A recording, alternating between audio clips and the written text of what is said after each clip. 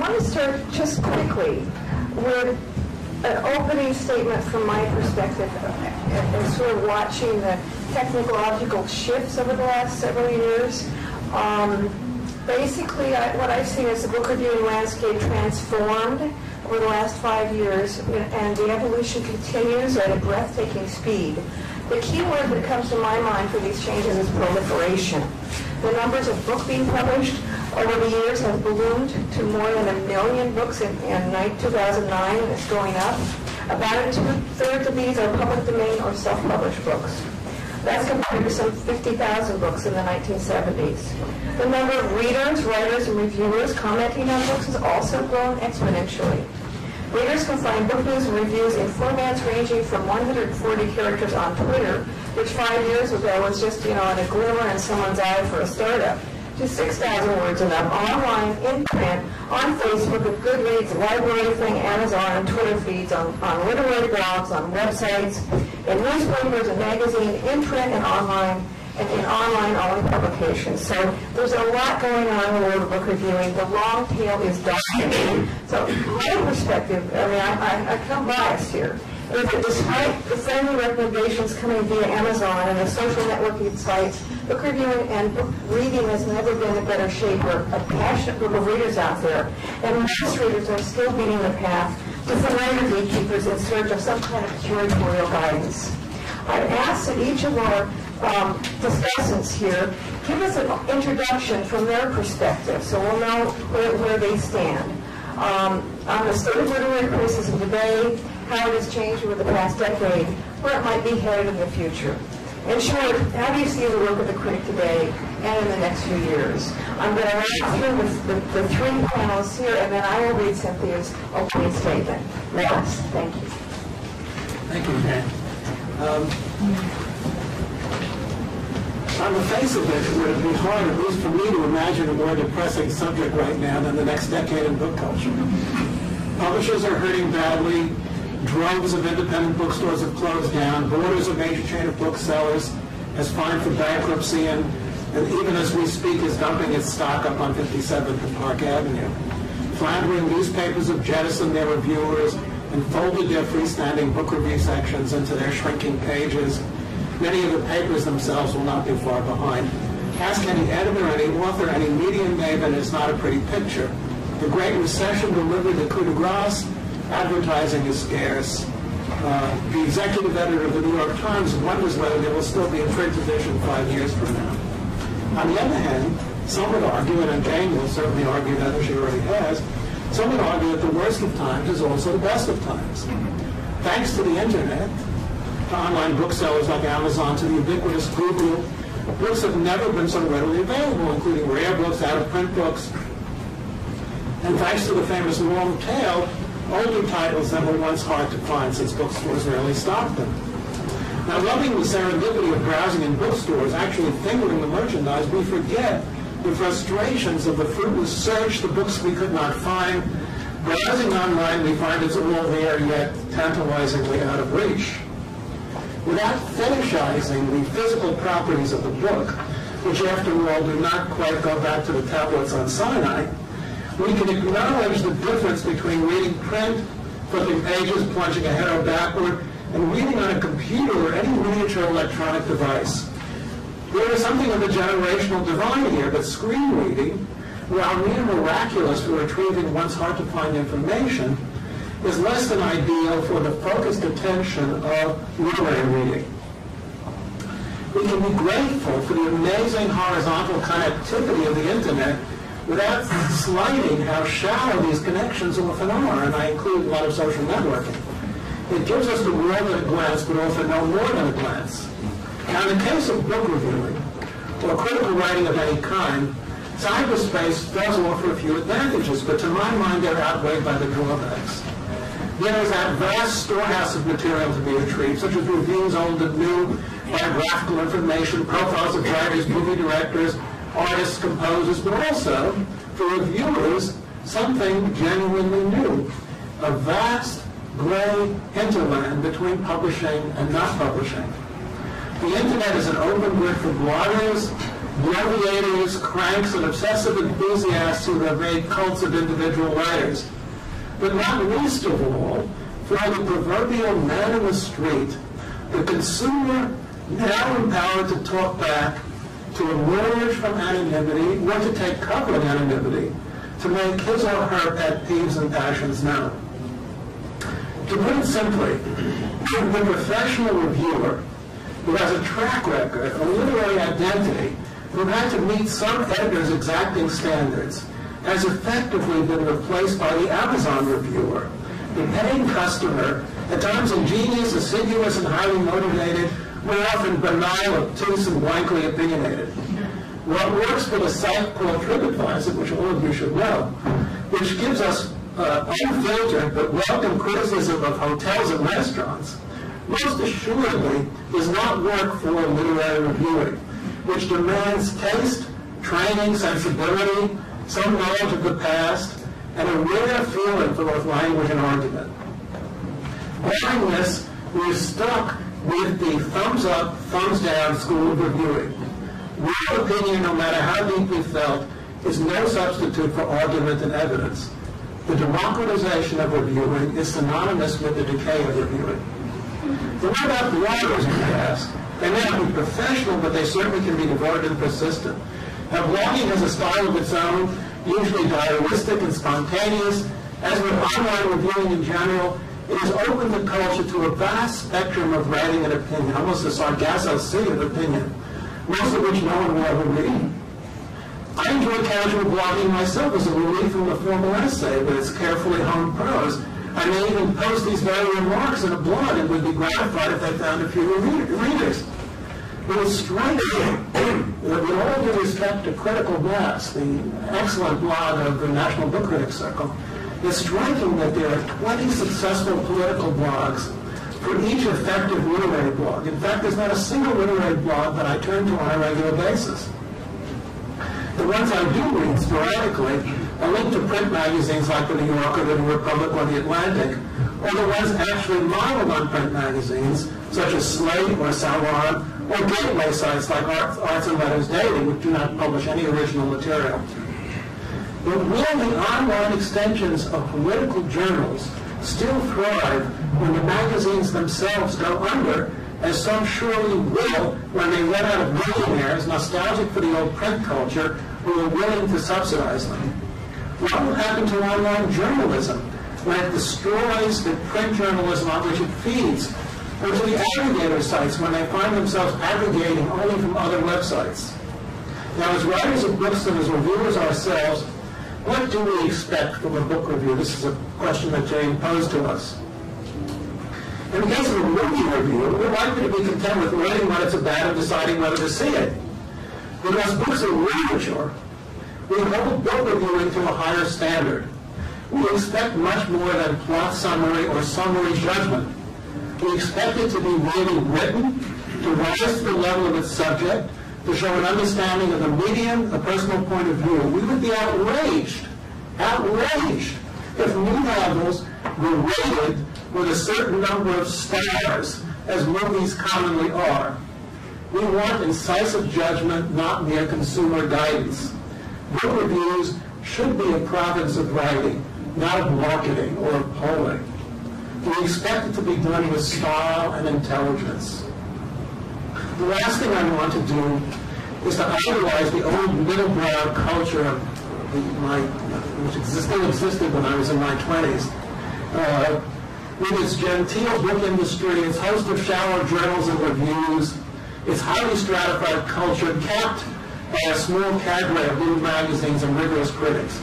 The Internet has accelerated the democratization of culture which had long been underway, in part by consigning literature to the outer margins. The revolution initiated by the movie screen and the television screen is being brought to high definition by the computer screen. Here, criticism has no place except as a form of resistance, a bulwark of personal vision within a relentlessly homogenized culture, perpetually enthralled to the fashions of the moment. Yet the same technology, with its open grid and easy access, leaves room for dissent for the still small voice that may yet find ways to be heard. Thank you. I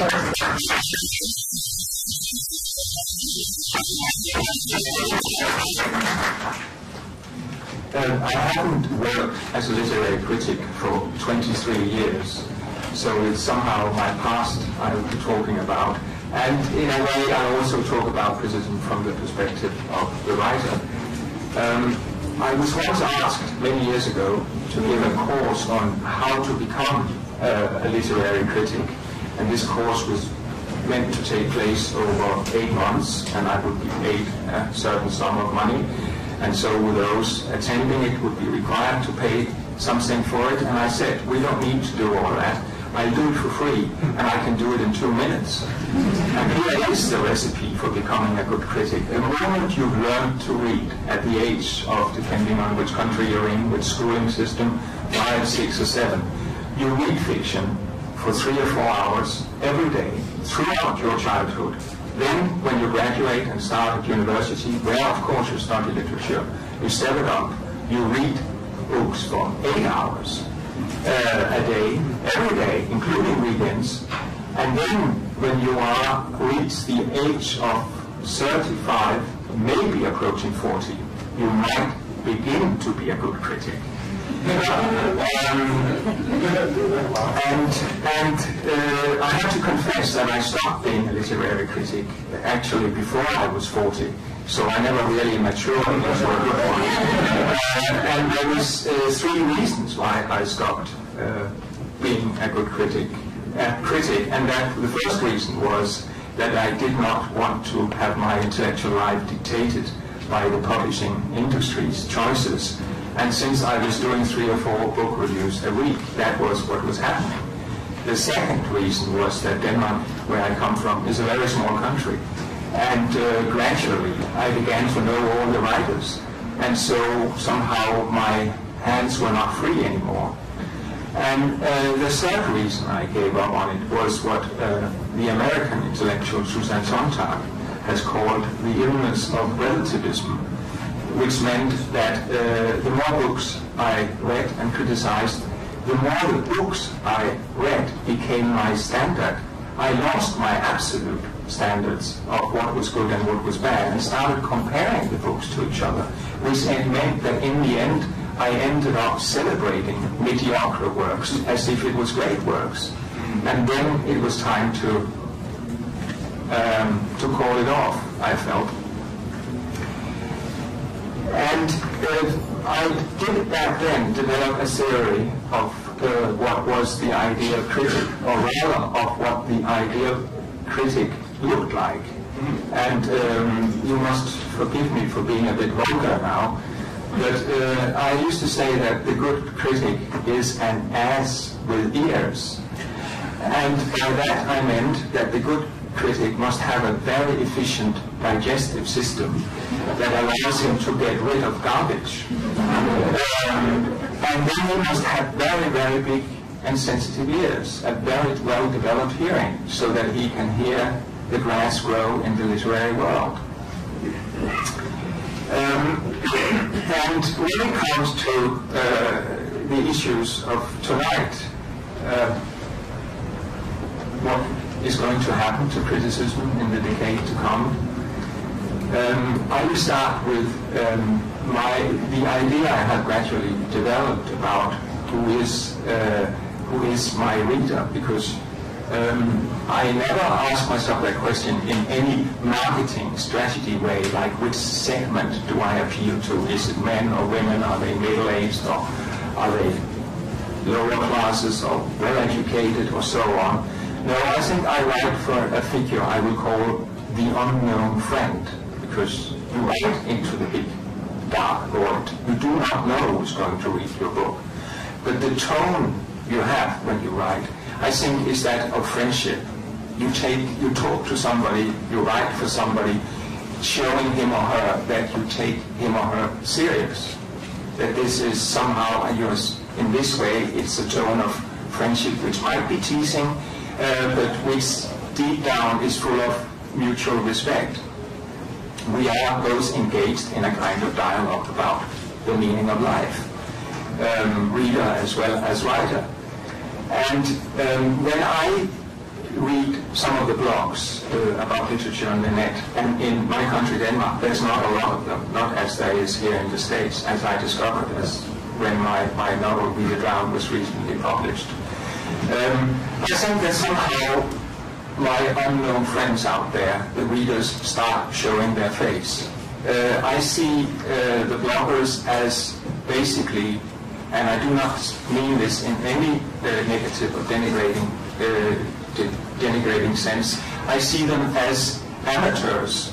And I remind you that amateur originally means somebody, a lover, somebody who's in love with something. I see them as enthusiasts. But I do not see them as professional critics. I make a distinction there. And I think this democratization of the dialogue around literature is a great thing.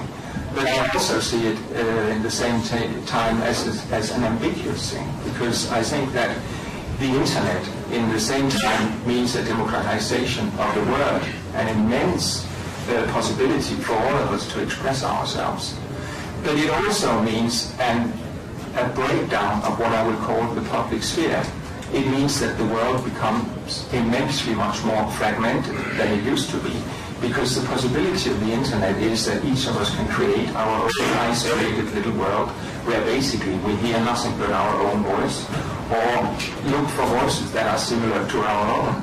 And the idea of literature, of course, is to meet the other, the otherness. It is not just to read either reviews of books that mirrors who you are, but confronts or challenges who you are, which are an invitation to a journey into the unknown.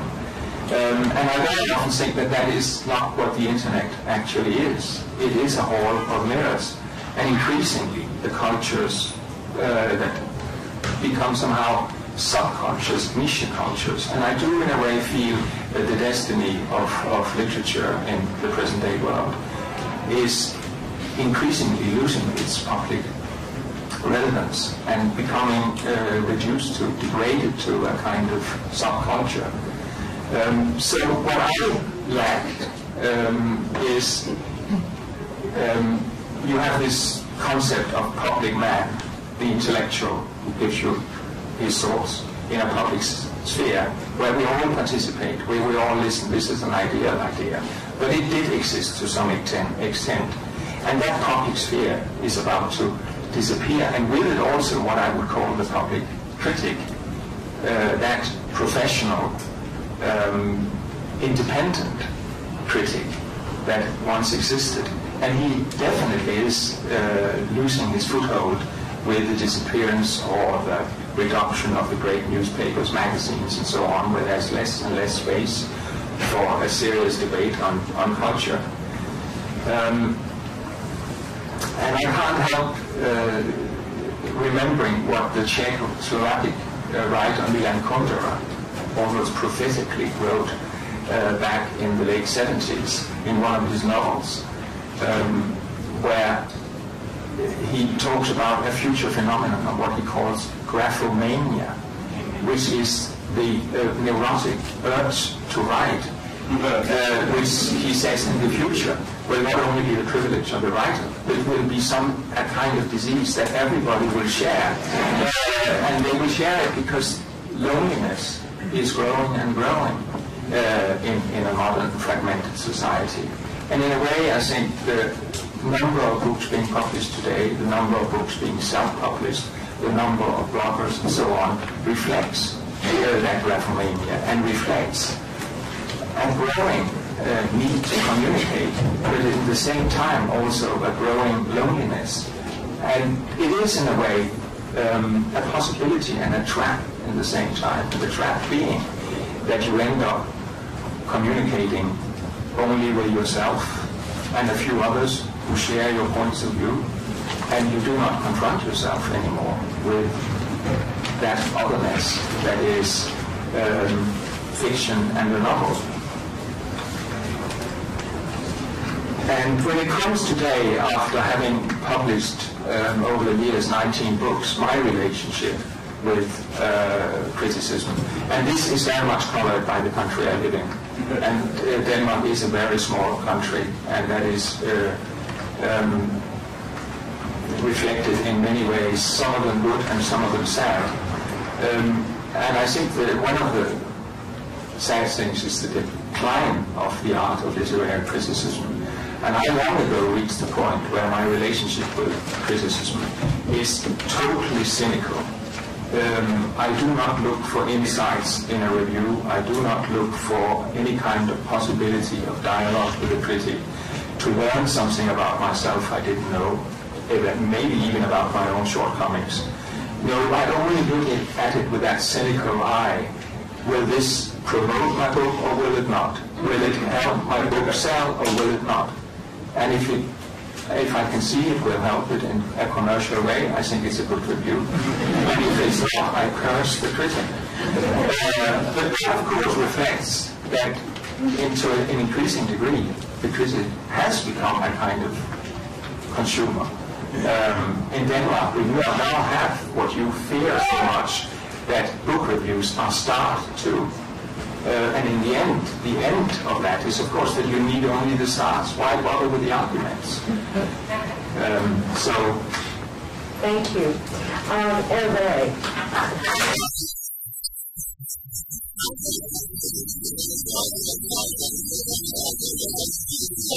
I want to point out that not only did We the Drowned have a magnificent starred review in Publishers Weekly, which is traditional but now primarily online pre-review publication that almost died a year ago and then was revived because people needed this information in advance about books, some kind of a critical sense of what's coming up that's really worth buying for the library or putting the person on NPR or doing reviews in other places.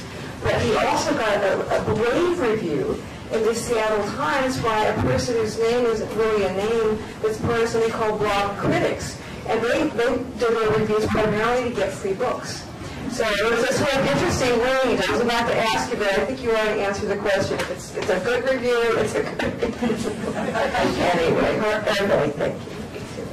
The hard thing is when you come first, when you come third, and you had two extraordinary conferences about modification of a critic, is to say something new. So I'm afraid I won't. I will just add some things. I remember a writer who said, I never read critics, I measure them. And it's quite a point of view which is interesting because it's like not taking care of what is said about your book, but how much is said about your book, which has something to do with the proliferation of books and the fact that the main question in the next years is the visibility of the book. And this question is a big issue in a world where, in fact, this is true, many people will have the opportunity that they didn't have before to be auto-published. And you will have, of course, many books. When you go inside a bookshop, you are in the same situation as Xerxes, the king of Persia, when he was looking at his army, and he was full of tears because he thought, in 10 years, 20 years, 100 years, all these brilliant men will be dead. So when you go in a bookshop, you look at all these books and you think, well, maybe in 10 years, 20 years, many of these books will be dead, and I probably will have read the wrong ones. This is my main preoccupation. So, as a reader, do I rely on to get the information that will lead me to spend my time until my death, but reading the wrong books, which is in fact the main questions that we all have now, which is which are the right books and which are not the right books. There's a very interesting point of view. It's about the fragmentation. Fragmentation is the Amazon point of view. When you go to Amazon, you have readers who have people who have bought this book have also bought this one. Which means that if you follow this advice, you will only read things which are very close from the other book. So you go to an extent where you always read the same book, maybe not written by the same person, but it's always the same. So that's a possibility which is not totally out of reach. The other point, which is also, I think, important, is the idea of the implicit reader as we write. And this is, I think, important because we don't have only an implicit reader, maybe we also have an implicit critic. And when I write, I don't, I think every writer is in the same position. We write for the implicit reader, and sometimes we think about the implicit critic, what he's going to say about something. We don't really care about it, but we have always this implicit reader. For me, the main question is the question of complicity. Establish a relationship with my future reader, which is a relationship of complicity, which means that he knows some of my former books, and he somehow knows something of my future books. This is interesting because I think that when you are a writer, you are always in this position of in between. You are going to be on a shelf with people that have written before you in another century. Usually it's very stupid because you are organized alphabetically. So you are between people who are there for years and with people who are very close to you, but they are just organized because they have the same name or something. They're very, very close. So the idea of this general shelf idea is very interesting for me. So the question I'm asking myself, I was coming here also to have answers, and not to, I have more questions than I have answers, is this possibility in the next decades to have so many books published and so many advice given that I won't be able to choose. I belong to a group which is important for me because, of course, it's a collective intellectual, which is what you roughly translate as a workshop for potential literature, which is an international group with Italo Calvino, Georges Perec, Oscar Pasteur, Raymond Queneau, most of them are dead, as you noticed. I'm still alive. But belonging to a group like this gives me the opportunity to hear about books that I might read. And I think that most of the readers expect more from their close friends than from critics now. And most of the successes of books come from what we call bouche à oreille, mouth to word of mouth. Than critics. I don't know if it's the same in the US, but there are some books which are enormous successes, which have the success doesn't come at all from the critics, which is very surprising sometimes. You don't know where it comes from and why it comes from. And so maybe the blogs are of a lot of importance. I'm still having questions about that. Thank you. I'm going to offer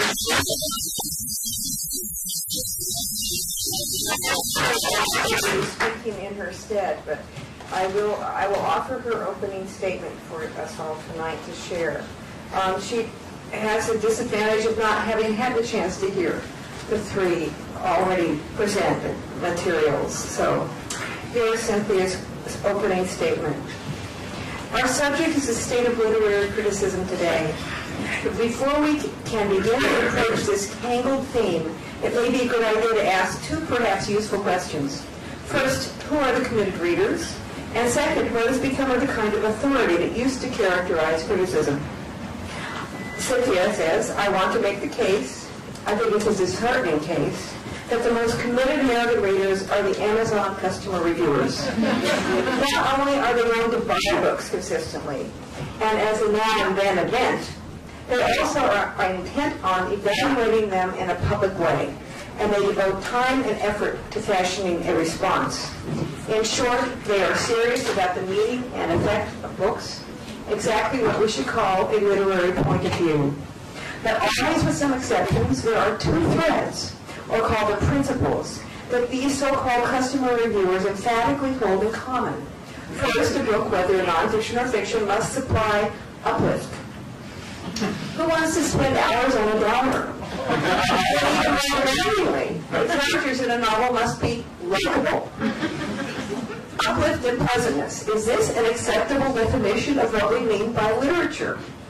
If so, then King Lear and Hamlet aren't literature, Sister Carrie isn't literature, Middlemarch isn't literature, and nearly everything by Chekhov isn't literature, and on and on and on. It used to be that one purpose of criticism was to educate taste. The famous Matthew Arnold dictum, which is not much quoted anymore except in derision, was to urge readers toward the best that has been thought and said. It was understood that criticism implied authority, and setting aside former titans like Samuel Johnson in the 18th century and the godlike T.S. Eliot in the early 20th, within living memory there have been formidably influential critics who shaped not simply taste and preference, but the very nature of literature, including often enough its moral or tragic nature. That is, how one must read in order to comprehend as deeply as possible. Edmund Wilson, Lionel Trilling, Alfred Kazin, and Irving Howe come quickly to mind. Yet nowadays, with the proliferation, this is the third use of the word proliferation tonight, of all manner of reading devices, and with every reader an instant writer by virtue of these devices, all that elevated influence and the deference it induced is not merely dying, it is plainly dead. Adam Kirsch, James Wood, and Morris Dickstein may strive to reproduce what once was, but they are overwhelmed by a sea of writerly blogs, some shoddy and amateurish, many others brainy and skilled. Authority, being everywhere, is nowhere. We may celebrate it as the democratization of criticism, but one path it has taken is the shallow ubiquity of the customer reviewer. So that's Cynthia's opening statement. Do we see commonalities here? We see the use of the word proliferation. We see some discouragement. What are we gaining if there's a shift toward more and more books and more people reviewing and more, people are reading? Is there anything to be gained from the new on-screen, multiple customer reviewer, word of mouth on the internet approach? The main thing to be gained, I think, is availability. In other words, if there are any good reviews out there, if there are any authoritative voices, we can get to them much more easily than we could earlier. We can hear about them. There are these gateway sites there. We hear about them on Critical Mass. We hear about them on Arts and Letters Daily. We can get to them, not to everything, but we can get to a great deal. On the other hand, on the negative side, I love this idea of graphomania, the idea that everyone wants to be a writer. Now, there's no reason why everyone shouldn't be a writer. I mean, T.S. Eliot, of all people, said that criticism is as ubiquitous as breathing. It's universal as breathing. Everybody is a critic. Everybody walks out of a movie and they want to talk about whether they liked it or not. They may not have very much to say about it, but they know it's like Justice Potter's student in pornography. He may not be able to define it, but he knows it when he sees it, and they know whether they liked it or not. There were, some of the little magazines years ago. They were getting so many submissions of poetry that some of them created a rule that you couldn't actually submit poetry to a little magazine unless you submitted along with it proof that you had actually bought a book of poetry during the previous year. And submissions went down drastically because these people didn't want to read poetry, they only wanted to write poetry. This is a paradoxical literary situation. I don't even know what to make of it. Is that an American-owned situation? You guys, there's more poets who write than poets and read. So this is why the books of poetry in France reach a level of selling, I don't know, between 200 and 1,000. Same here. Yeah, well, you move much more than we are. You should read more. So it is true that we have this the same situation. I was always wondering also that you have a division that we don't have. It's it is not a matter of critic, it is a matter of position of a book, which is the difference between literature and fiction, which has always surprised me. And we don't have divisions between literature and fiction. And I remember my editor, I have two editors here, and one of them is in literature, and the other one is in fiction, usually. So the one who is in fiction said, oh, that's good, that's a fiction book. So, and I wrote other books who are at Darky, and Darky always gets his book in literature. This is interesting because it's a kind of label which is put on the book before it even gets to a market of books. And we don't have this in France. You mean a literary novel versus a popular novel? Yeah, we don't have it. We don't have this division. We don't have in bookshops, we don't have a section which is literature and a section which is fiction. It's the same. I mean, maybe it's wrong because, of course, that leads to a situation where you have books of Madame Kundera close to other books which I won't mention, because everybody has this limit which is invisible between what is literature and what is not. And it's the fact that every book is there's no division. This is very interesting for me to see that in the US, that you have these two sections in bookshops, which we don't. And which is a critical position. Making that divide. Carsten? Well, I think, if we are going now to complain about the internet and the bloggers, I think we are behaving quite spoiled. I think it's fine they're out there. I think it's fine that more books are published than ever, and that there are more readers than ever, and that more books are sold than ever, and that is my impression. That is at least how it is in my country. And I think it would be a very spoiled reaction to complain about it. What's wrong is not the many bloggers, but it's the lack of good critics. And then maybe we should start wondering what have become of them. Why are they not produced anymore? Or are they just, don't they have an arena where they can perform anymore? And if not, why not? And also, I think it's time to debate the publishing politics of the publishing industry. Is there a lack of judgment on behalf of editors, or is it becoming too commercial, so that divide between what the literature written for the happy few and the literature written for the many with a bad taste is becoming too great a divide? And I think, what has become, why are these good critics not really in vogue anymore? What have become of them? And I think one of the reasons is the changes that have taken place in the humanities, especially, and I do not want to offend French culture, but I do think that the influence of French philosophies of structuralism, post-structuralism, and deconstructivism has had a devastating effect on criticism, and this breakdown of authority, the breakdown of education in common, and this reduction of fiction to text, to linguistic problems, I think is completely destructive for any kind of criticism, because basically, why do we have literature? Why do we have storytelling? Because we somehow struggle with the meaning of life, and science cannot give us the answers. Neither can literature, but literature at least try to phrase the questions in a better way. And that is what writers and readers have in common.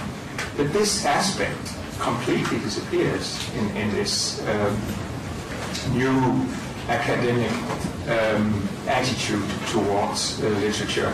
I think that's part of the problem too. So you would advocate a return to storytelling over the text on its own as a critical approach to an evaluation of the storytelling of a book rather than simply the text? No, yes, I think that this kind of avant-garde attitude that came in vogue after the Second World War, where you question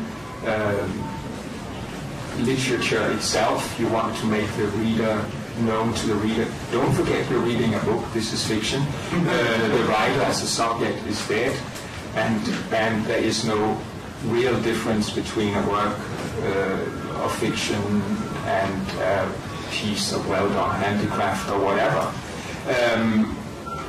is the wrong entrance to the whole debate. I think you will find among some of the younger National Book Critics Circle members who are coming into the world today as critics a deep love of storytelling and also a return to the questioning of what human life is all about. I'm thinking of a couple of people who are members who write extensive reviews on blogs, and one of whom got on a plane and went and sat down with William Gass for a couple of days on his own dime to spend time with a critic whose work he admired deeply. It's really been quite interesting for me in the role I've had to watch the development of the newest generation of literary critics and their excitement about books, which has a different feel to it.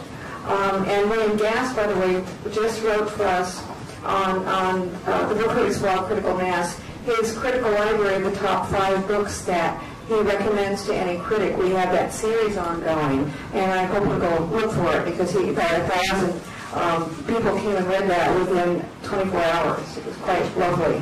So I speak with some excitement about a lot of the possibilities that are there for the critical world and the world of book reviewing. And I also speak with excitement about the revival of the 4 pre-review, the Library Journal, Publishers Weekly, Kirkus Reviews, and Book List are the 4 advanced review publications, and 3 of them are really about to close down, or they were on the market, and they did not go away. They got revived and brought back because there was such a need for that early gatekeeping, that early review. And they're reviewing a lot more poetry nowadays. They're reviewing more what they call literary fiction and more work in translation, which means more people in this country who are librarians can buy books for their libraries because they'll have an advanced book, a sense in advance. I find that heartening. I was concerned when they were going away, so I found it heartening that they have returned. Well, I think that what we're talking about really 2 very separate tracks that perhaps shouldn't be such separate. What you're talking about, Jane, I think, and what is really sort of the changes in the book business, that the things that were really falling apart are now sort of holding together, thankfully. And I think that the book, I think what Carsten is talking about when he talks about how writing helps us at least pose the questions about the meaning of life and deal with our own experience, he's talking about essentially a form of humanism. And on that other track, that's not the book business, but what you might call the evolution of contemporary thought over the last 100 years has been resolutely anti-humanist. It's involved a really savage critique of humanism, of which some of the French theories that you mentioned have only been a later stage. And therefore, there's no question that the love of storytelling that you see, the work that you see in younger critics that I see also, has to do with that other backwater that's away from these developments that are more in the realm of theory. And so what we have essentially is a kind of avant-garde track, or a track of theory or contemporary thought, and on the other hand, a track which involves much more the business of readers and writers and stories and experiences and so on.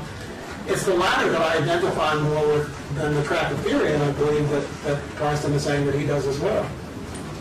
How about you, Hervé? Well, this week the word French twice, so I think I should answer. Yeah. No, structuralism is over for years. I mean, I know that Barthes and Lacan and Derrida still alive. He's written a very good book, but Animals recently, so I should recommend it. And No, Derrida, I'm wrong. Yeah. So the idea that I totally agree with, it's even a sentence in my last book, and I remember that blogs were very angry about this sentence. I wrote in my book that you may learn more things from good authors than from life itself. And I really believe this. I mean, you have to wait to be 30 to know what Emma Bovary is going to live if you read Emma Bovary carefully. And you will learn about Bovarism before it happens to you, and this may avoid to you to live pluralism. Like Confucius, I remember a sentence of Confucius that I always loved. It's try to learn from the mistakes of the others, because you won't have time in your life to make all the mistakes.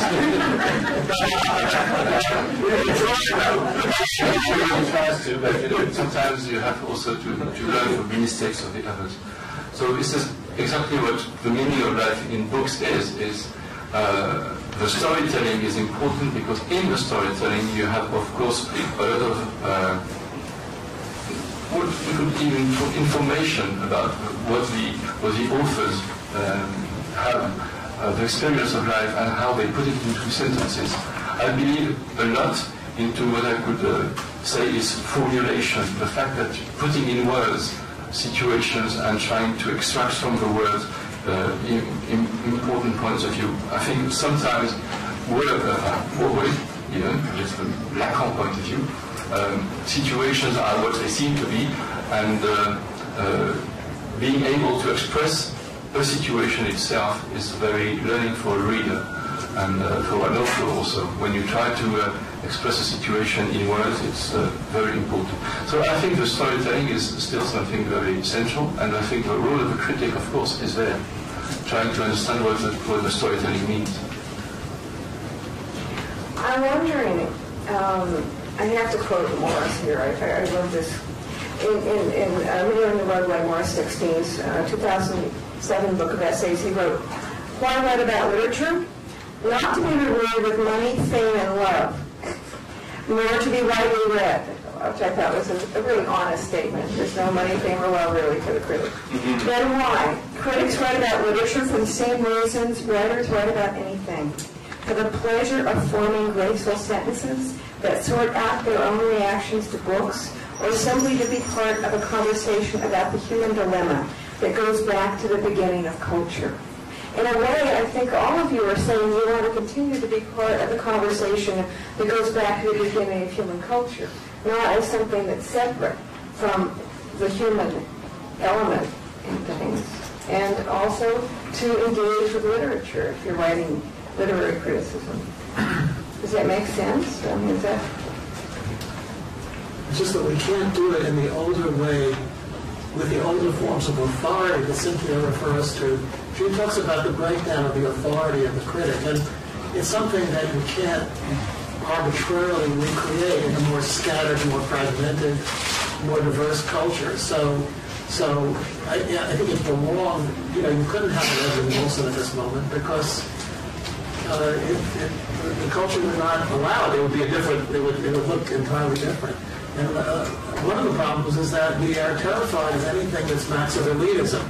And the truth is that whereas literature is fundamentally democratic and tries very hard to be accessible, criticism is fundamentally elitist in the sense that it represents an elite of taste and judgment and training and insight that is a kind of weird specialty, even though it's a specialty in generality.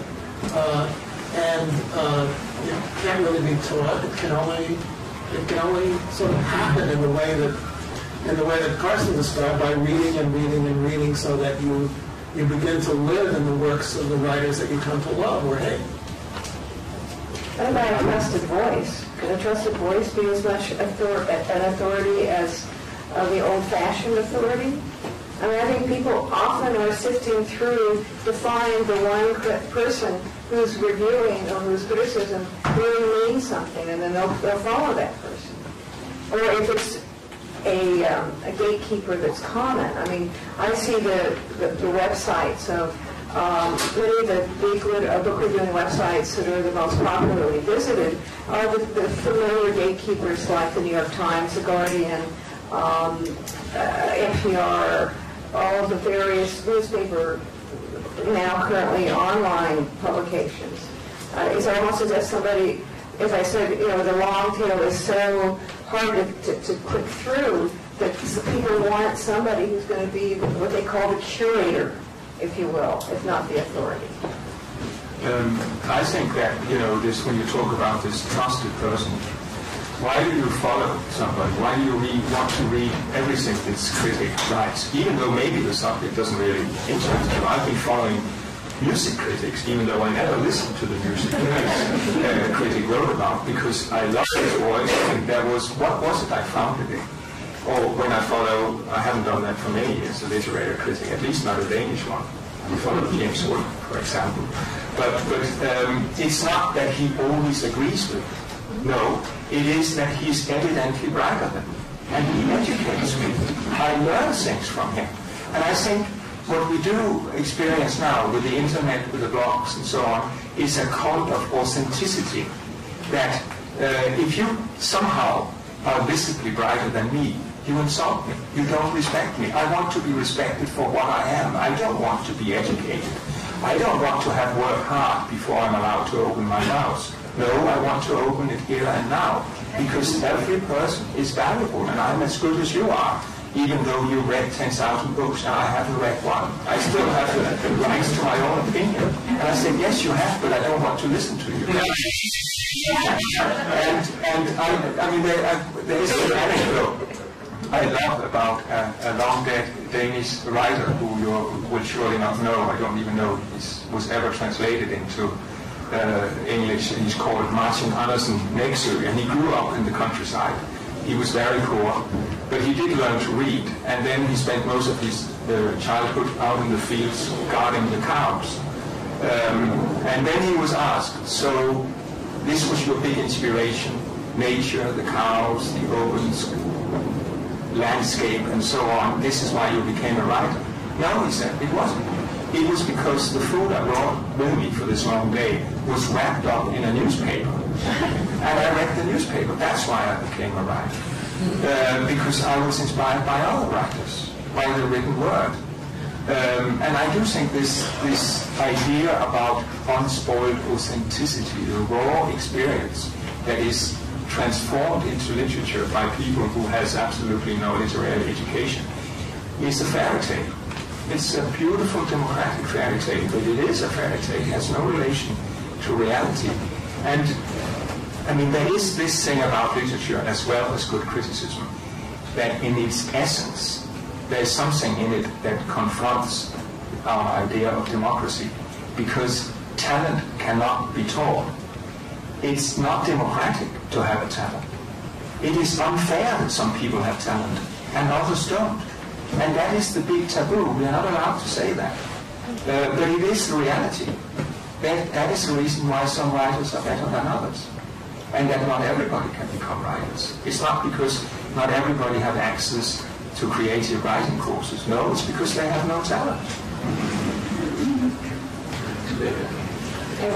No, I agree. The stream is very interesting, which leads us to one of the questions we had before, is about the many different talents, is that there is many different literatures. There's one kind of literature I can do, which is mine, and there are others I admire and which I can't do. And this is always surprising me. For example, I see some influences. I would like to go back about the idea of influence. I don't think there is any influence. Well, there are influences, of course, but it's the reason why something influences you. It's not because it's having an effect on you. It's really the contrary. It's something in you which has an echo in what is written, which is a bit different. It doesn't mean that someone writes and the way he writes has an influence on your writing. It means that there is something in your writing that is close to his, and that maybe this closeness allows you to take things from it that you wouldn't from another. And at the same time, you are confronted to other writers very different of you. Like I'm always very surprised by Borges. I don't know how you pronounce it, and who doesn't write like me at all, or like Emily Dickinson, who is absolutely the opposite of me for many reasons. But of course, this is the exact idea of the anti-Amazon thing, which is people who have bought a book of Hervé Tellier have also bought Emily Dickinson, which will never appear. On the statistic point of view, which is the only statistic point of view, is the only thing that Amazon takes out. And this will not happen. But at the same time, it's very important that I have read Emily Dickinson for some things in my work, even if it's so far of my own work.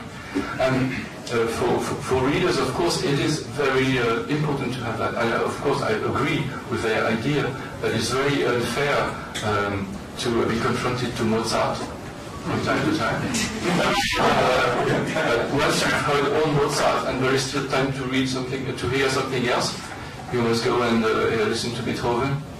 I think I'm hearing from all three of you a resistance to the algorithm that will force you to see if you have this fade one day, you will like all these 12 other books, and a wish to have an independent thinking, which I think is part of what makes the writer's imagination really important today. I mean, one of the things we're talking about this week at the Panel of Voices is how the writer's imagination can help us bridge some of the dilemmas that we're facing, including the technology is in fact changing how things are presented to us, but we also, basically I want to ask you the last two questions I have for all of you is you're writers, you get reviewed.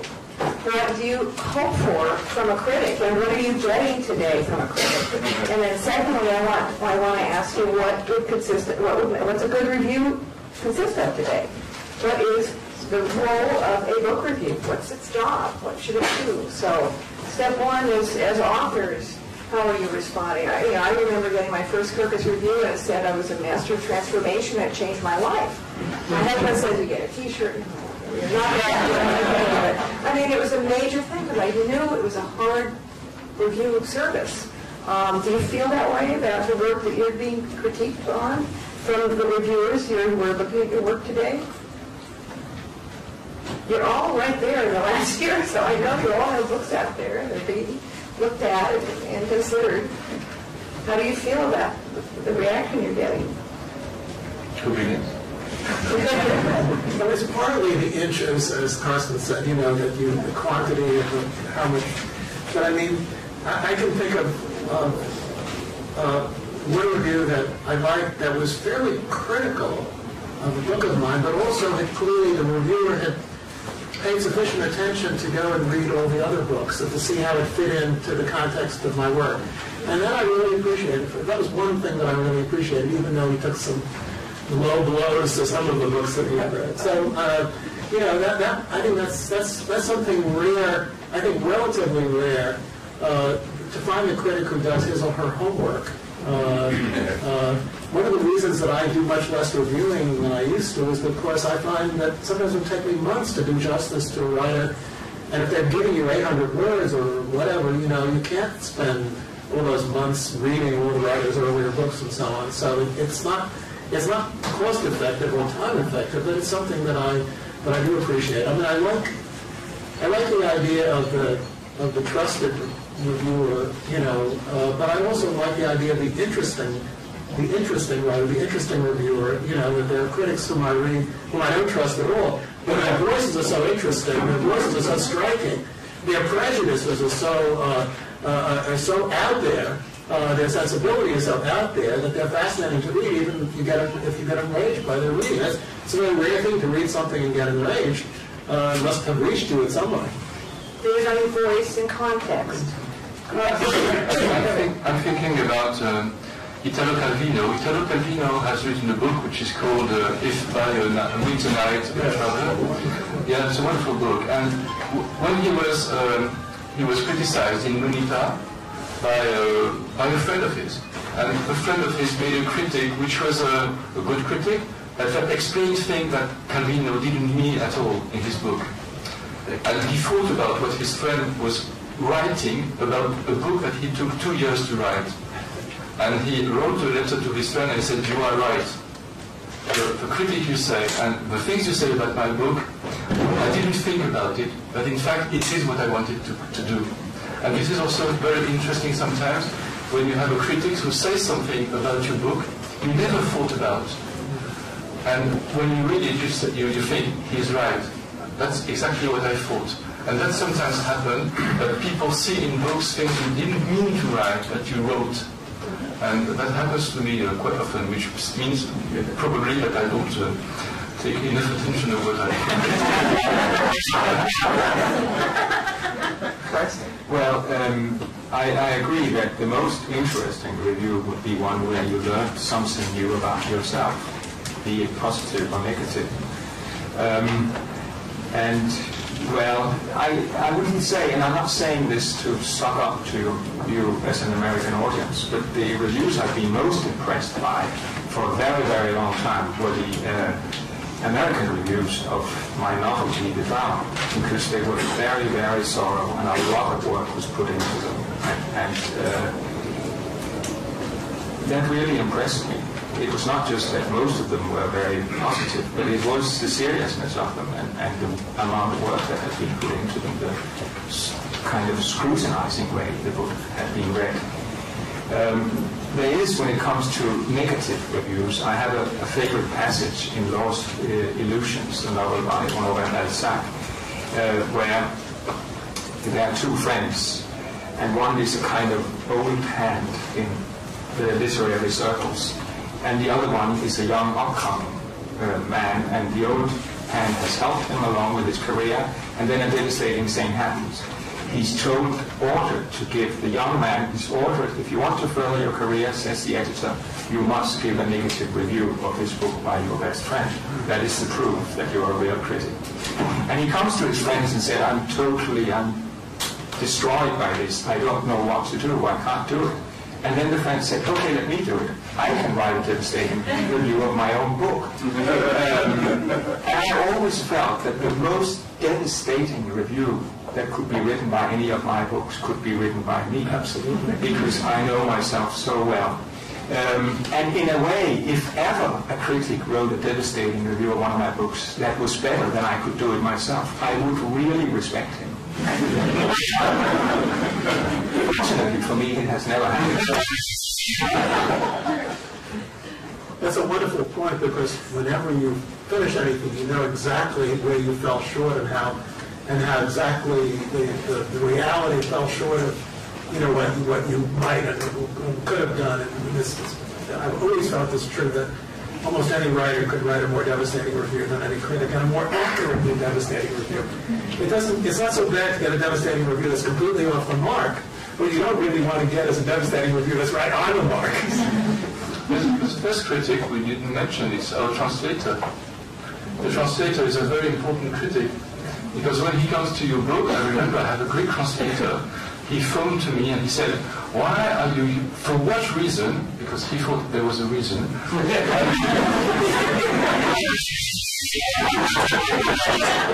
what reason are you using so often the word? So I said, am I using this so often? He said, yes, it's nearly every 5 pages. I said, God, let's change this, because I didn't mean to use this word so often. And I noticed that it's a tick, you know, a tick, you know, a cliche I use it too often. So since that, I don't use it as much. But it's very interesting that sometimes the translator is your best reader, because he takes attention to everything, and he comes out with very important remarks that may help you for the next one anyway. But it's too late for when he's translating. There are very good critics, because usually translators are also writers. So my Greek translator is a very good Greek writer, so it's interesting. So the harshest critic couldn't be the critic of his own work. So what do you think would constitute the role of the review today? What would a review contain? I will share with you a couple of thoughts from John Dickstein, who's Reviewing 101 is something that we have on Critical Mass blog, and it's one of our most popular pages of the last 5 years. He said, my rules are to try to understand what the author wished to do and do not blame him for not achieving what he did not attempt.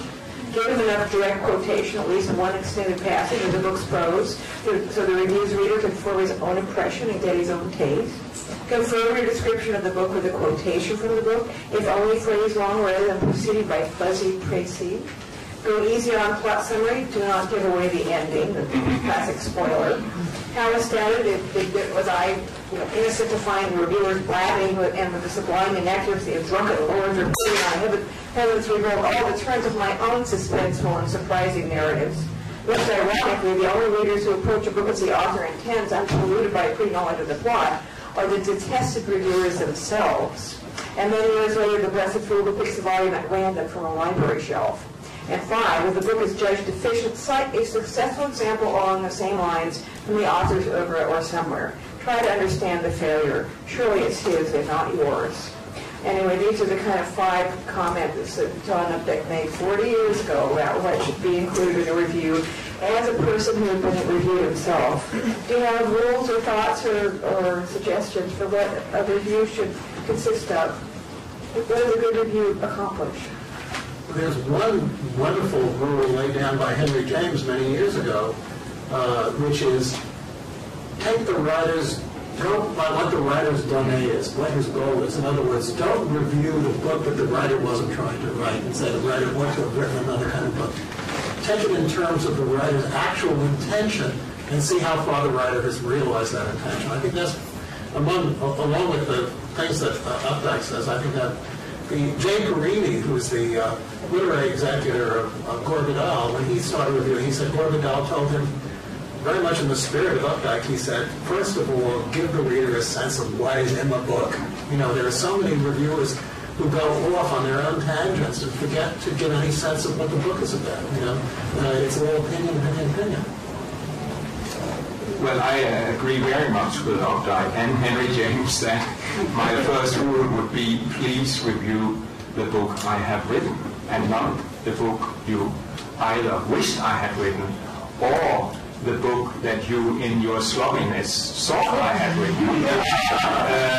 And then, please, when you reach your conclusions, be they positive or negative, make your premises so clear that your view is not only a judgment on my book, but the reader who reads your review can also make a judgment of your review, because it remains so transparent. Well, I both agree with Updike and James, of course. I would say I'm a member of Oulipo, so I would say to the critic, forget I'm a member of Oulipo. Because, it's this kind of situation where he thinks there's structuralism inside the book, there are rules, there are constraints, and he's trying to read the constraints instead of reading the book. And my wish is that he reads the book. The story, what I mean, what the intention of the book is, and criticize this, and not the structure of the book, because the structure of the book is just my personal, how do you say, my personal mes oignons. How do you say mes oignons? my audience. It's a French expression which means it only belongs to me, and it's my business. It's my business, and nobody has to interfere with it. Just read the book and what it means. Don't care about the member of Oulipo. She's a bad idea. And you should notice that you never use the letter E. This is a very special case. This is a very special case. There's been critics who have read the book of Perec without noticing it, but he wasn't using the letter E. So critics are saying, oh, this is a very heavy book with a kind of views of the world we have never seen before, and it's a bit heavy. So in this case, of course, there's a necessity of knowing the constraint, but this is very, very specific in the book, and it's only Perec who does this kind of things. Any thoughts or questions you might have for each other before we go to the audience? Okay. We have a few moments from the audience. Is there anybody here with a mic who could bring a mic over? No? Okay. Just nice questions. I wonder if you could talk about the importance of literary reviews, such as the one-year review of books, the TLS, which has been modernized politically since they took over the newspaper, and the New York Review, and which are still bastions of really good, generally good reviewing, and what they mean for these days for reviewers, since they're all online as well. And secondly, I guess taking the point that both of you, starting with Morris Cynthia, talked about the nature of the shallowness of the internet, which is a significant issue because many people just don't have the tolerance for reading more than 2 paragraphs at a time, and how it affects the overall. Can I hear the questions? Anyone here? Okay. First, the value of the literary review. Literary reviews, like the London Review of Books, New York Review, and the second, to expand a little bit on the whole issue of shallowness and people's attention span and sound bites, and basically their inability almost to read. How about the first one? How about the first one, and we'll come back to the second one. How about that? Okay, first one. Value of literary reviews, like the London Review of Books, the New York Review of Books, and others. The main thing is that they have absolutely no commercial value.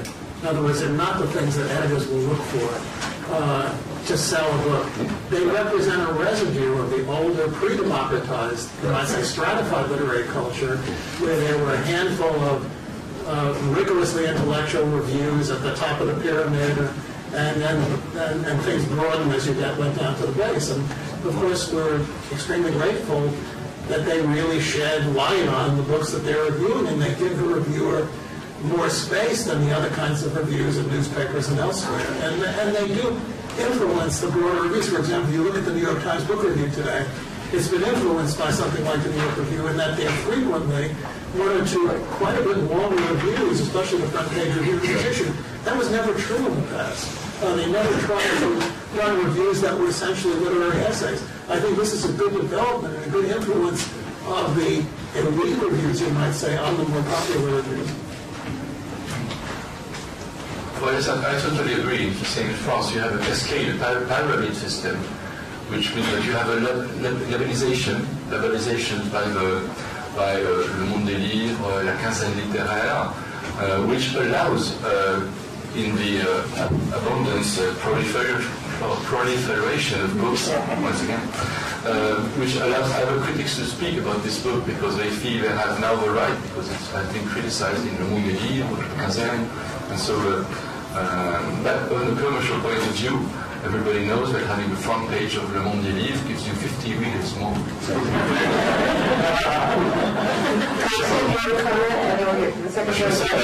I'm looking for Le Monde, but... No, I hold both literary reviews, London Review of Books and New York Review of Books, in very high estimate. I read them very thoroughly, and I'm, of course, very saddened that in order to read literary essays and criticism on that level, I have to go to reviews not published in my own country but outside of it. Okay, and the second part of the question had to do with the shallowness of the discourse on the internet? The shallowness and also the lack of people's ability to read many people to read more than 2 or 3 paragraphs. That's age-related. Of course, younger people can read much more online than people of my generation. So are you talking about... No, I was really talking about the notion of even younger people who are so-called multitasking don't have the attention span because they're doing 6 things at the same time to read a review because it's too many paragraphs. A significant problem with the whole notion of the shallows, the book that just came out. It's heard about the reviews becoming incredibly brief because people don't have the attention span to go online. The soundbite attention span issue. But I do think that if you do read literary blogs, it must be because you also read books. Right. Why else read literary blogs? And in that case, you have proved that you have quite a big attention span if you can plow your way through 300 pages where nothing much happens. So maybe it's a bit of one of the favorite prejudices of the educated elite that the rest of the world have very brief attention spans. Including some of the educated people less. Well, I'm regularly reading literary blogs that run essays of 3,000, 4,000 words about reviews, including Critical Mass just ran a 4,000-word reevaluation of John Ozick's rabbit novels. It was a award winner many years ago for us. We got a whole series in which contemporary critics look back. And often they're given, because of the internet, we don't have to think about paying for the paper and the print. We're just going to go on. If we were willing. Other questions? I see one back there. Yeah, I was just thinking about the way you used the word intention.